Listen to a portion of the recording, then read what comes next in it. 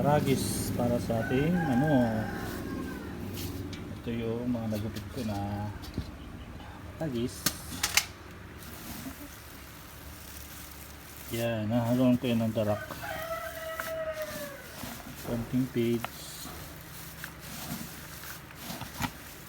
Ito yung papakain na rin mamaya sa ating manukan. Nilagay na rin ako dito ng madogo agua. So nag-iisip ako kung dadagdagan ko pa ng oregano kasi sobrang dami rin natin ng oregano. Yan, oregano. Ayun.